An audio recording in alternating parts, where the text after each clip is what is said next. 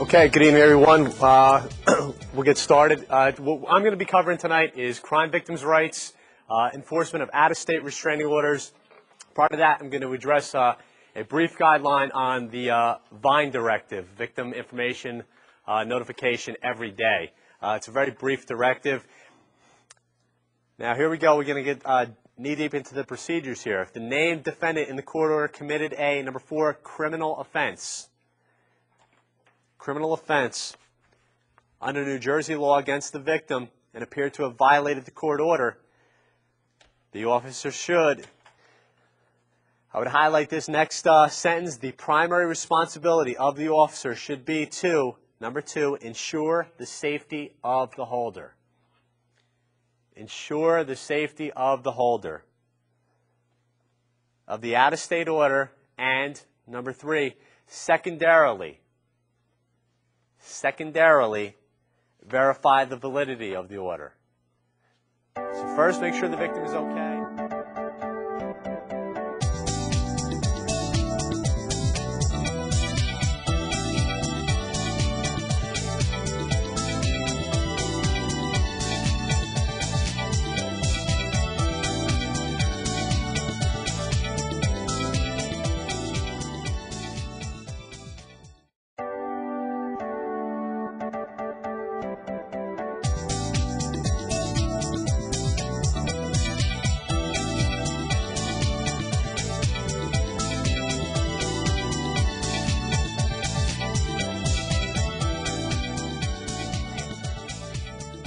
We are going to go into bias crimes. Bias crimes is the handout that you've already received. It's pretty detailed.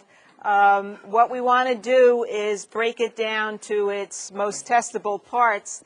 We know that when we were talking about domestic violence, we're talking about homicide victims, survivors. We're talking about emotional issues with people. Bias crimes is an emotional crime. The agency chief executive officer is responsible for disseminating it to the troops.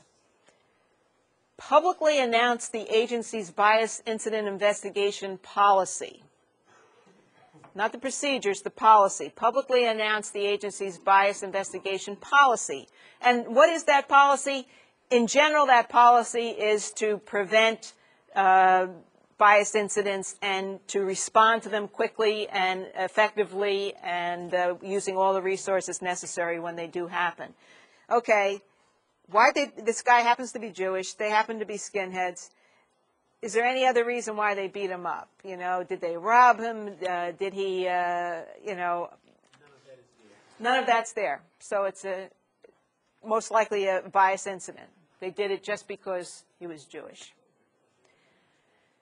Display of any bias symbols, words, graffiti, or other types of evidence. You know, they may have tattoos that relate them to some hate group. Common sense review of the facts and circumstances surrounding the incident. Consider the totality of the circumstances. We talk about this more and more. We talked about it with search warrants. We talked about it in court cases. We talked about it good faith, reasonableness, totality of the circumstances.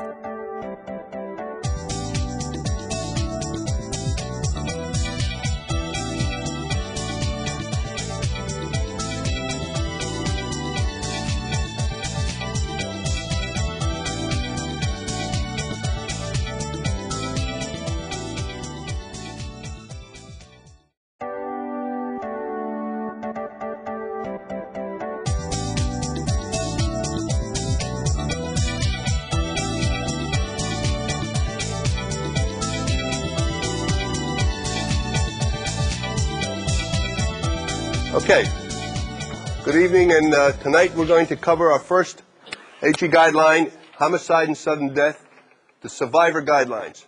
It also carries over into seriously injured people.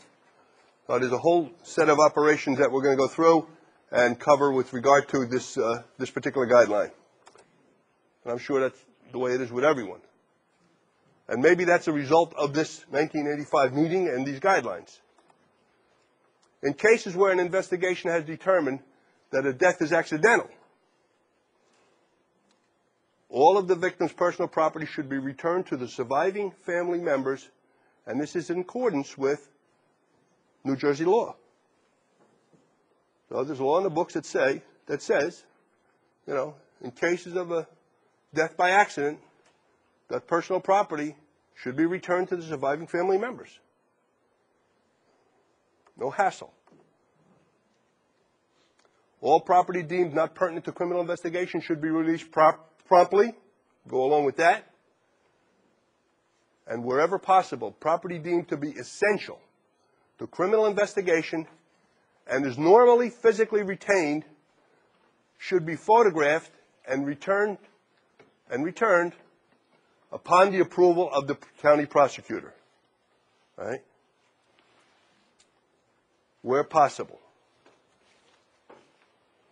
Not that we want to notify the guy who lives next door. We make a false assumption that it's the father or it's the husband or whatever. So, do that procedure. The notification of death should be made simply and directly, and answer their questions tactfully but honestly. By that we mean we're not going to sugarcoat.